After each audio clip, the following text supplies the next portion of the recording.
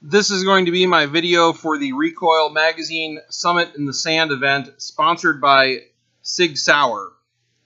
Day 1 of this event featured instructional segments by Dan Brokos of Lead Faucet Tactical, Freddie Osuna of Greenside Training, Chad McBroom of Comprehensive Fighting Systems, and Glenn Stilson of Independence Training. I did not attend Day 1 of this event. However, I was invited to attend Day 2, which was a competition based around the skills learned during Day 1. All of the firearms, optics, and ammunition used in this video were provided by event sponsors. The video footage here is the first time I've fired any of these firearms. This stage begins with a knee strike to a pepper popper. Then the shooter uses a SIG X5 pistol to complete the rest of the course. These two plates must be engaged on the move while moving between the barrels. I reload on the move and seat the magazine vigorously, but with the first round fired, the magazine falls out of the gun. I seat it again vigorously, and the magazine falls out again, which is fine because I hit the target and needed to clear the pistol anyway. The shooter then moves on to applying a tourniquet to a role player lying on the ground here. This is a pass-fail grade. You're not going to die. Not in the next 60 seconds already.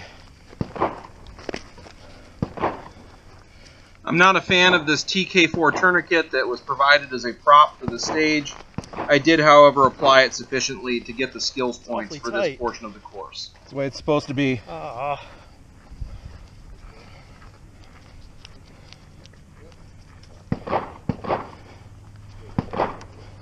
You hit anywhere else? Nope, that was it.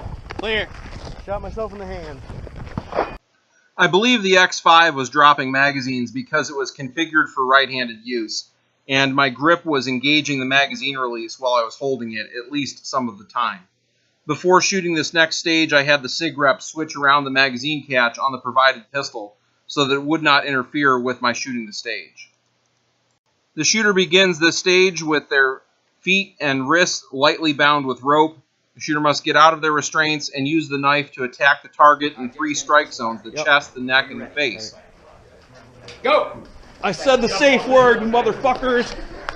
Clearly, this stage represents escaping from a German bondage dungeon. The shooter now must use the X5 to place 3 hits on each of the steel targets.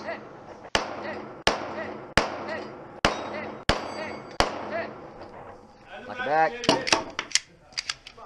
With the pistol clear, the time now starts. The shooter has 60 seconds to engage 3 steel targets with 2 hits each from 3 different positions. The rifle must be at a 90-degree angle with the magazine outboard, per the instruction the students received the previous day. The shooters did not have any opportunity to adjust the length of pull or magnification before beginning this stage.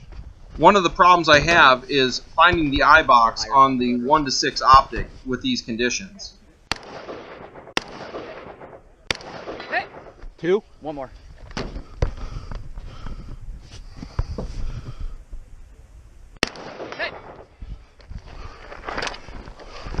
There is a 60-second par time. Most shooters timed out on this stage.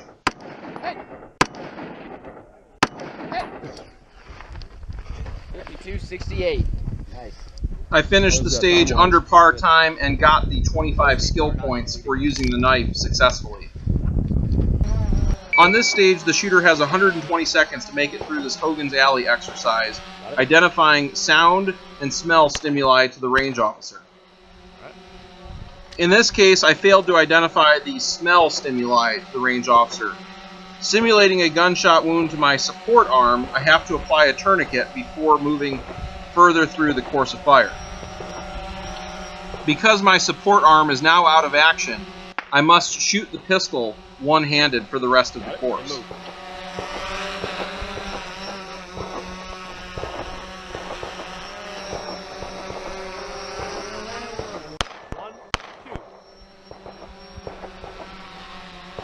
One, two.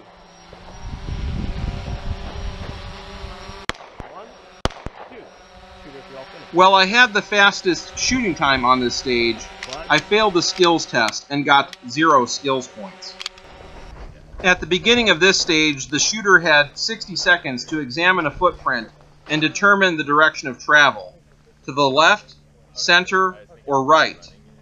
The shooter then picked the corresponding barrel to engage the targets. The rifle must be used at a 90-degree angle, as the students learned the previous day of the event. Stand by. This time I did have the opportunity to set the magnification and length of pull, making the rifle much more effective for me on this stage. Hit. All right. Unfortunately, I interpreted the footprint incorrectly. It was the right barrel rather than the left barrel. Oh, it is. All right. Cool. Thanks. In the end, I won the shooting portion of the course, having the fastest time, and thus receiving 100 points for the shooting skills. I did, however, only accomplish 2 of the 4 skills tested, receiving 50 points.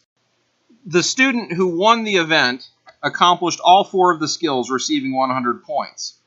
His shooting time was 56% of mine, totaling him at 156 points. I was in second place with 150 points. Combining training and competition is something I think we should see more of in the shooting community. This event was an interesting first foray for Recoil Magazine into conducting such events. Thank you to Glenn Stilson of Independence Training for inviting me to participate during the second day of the event. I'm going to finish this video off with footage from the side match in the shoot house using ultimate training munitions.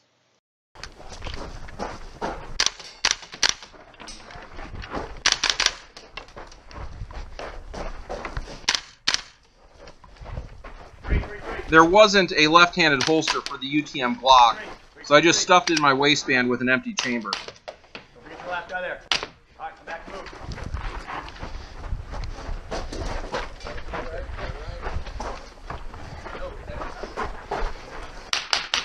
Time. Thank you for watching, and come back again for more match and multi-gun competition content.